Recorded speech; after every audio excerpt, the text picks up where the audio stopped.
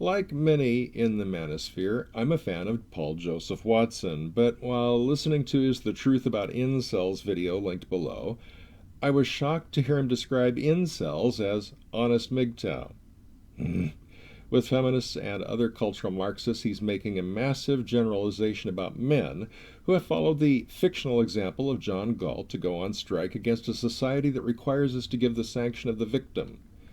Now, I hadn't intended to record any more videos until after I build my house and I'm prepared to weather the grand solar minimum, but I don't want to leave Paul's mischaracterization of MGTOW unanswered. Like Ayn Rand's mysterious character John Galt in Atlas Shrugged, many MGTOW are quietly leading extraordinary lives. Yes, many do go through what Sandman calls the red pill rage, but after they get over it and realize that female hypergamy is the flip side of male dominance, that it's just human nature and to rail against the one is to rail against both, they move on. And ironically, many MGTOW don't identify as MGTOW even though they live as such. Oh goodness, let me think. I've been living as MGTOW since about 1999, even though it wasn't until about 2012 when I identified as such after I learned on, oh goodness, Diana's, I forget what her name is, Diana, on her channel, and I had learned about MGTOW from her, and I went exploring and found Sandman and others, and it's like, I'm MGTOW, what do you know? I had seen Vention MGTOW's videos too, and I greatly admire him, and he's a stand-up guy. He's no person like what Paul Joseph Watson describes. We withdraw our sanction of the victim and go on strike in the way that John Galt did, as minimalists, as not supporting the legal institution of marriage that subjugates men to women these days, into a legal system that actually enslaves all of us.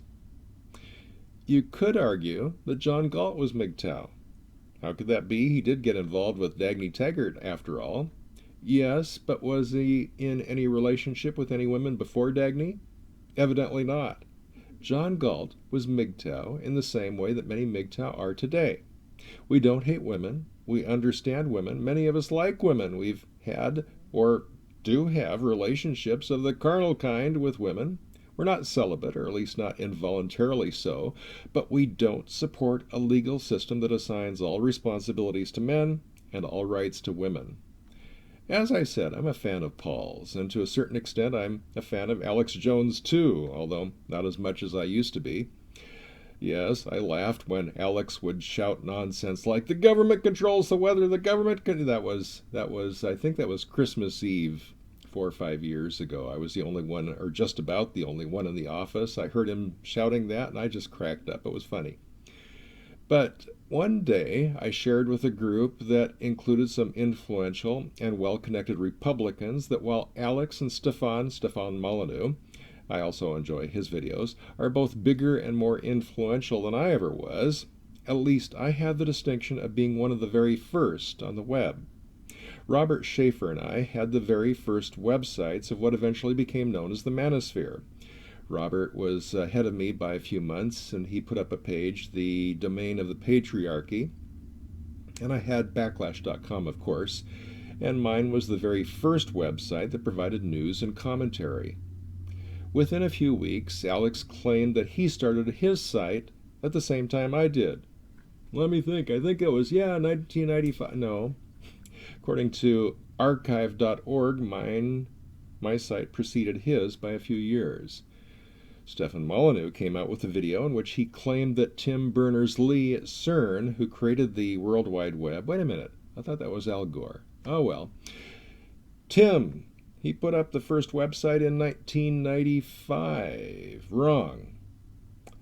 Stefan got that wrong. On CERN's website, they state that he invented the web in 1989. The first website went live on what today we call the intranet, their intranet, in 1990, and was made public in 1991. Okay, Alex and Stefan are at least somewhat narcissistic and as such sometimes smack down those of us who would otherwise be their supporters to prevent us from exposing any part of their narrative as false. Whatever, they're human, so are we, so am I. Although I sometimes wonder if my dad isn't a space alien. Eh, it's always disappointing when somebody you admire ends up attacking and mischaracterizing you or those with whom you identify, as Paul did with his nonsensical claim about MGTOW. Aaron Clary likes to tease those of the MGTOW community whom he calls Virgin Tau, and it's funny. But most MGTOW are not virgins. We're not celibate, or at least not involuntarily so. Personally, I've had girlfriends, I've had lovers, but most of the women I consider to be marriage material are either married or too young. I'm 65. Even women in their 30s look like they're in high school to me. And why would I want to get into a relationship with anybody who isn't exceptional, especially not when I'm busy preparing for the mini ice age? Ooh, did I say mini ice age? That was a leading statement. Click on the link below to read my January 2018 article, Global Cooling. Are you ready for the real climate change? For the Backlash at Backlash.com, my name is Rod Van Mecklin. And yes, I'm still a fan of Paul Joseph Watson, even if he did mischaracterize MGTOW. Humph.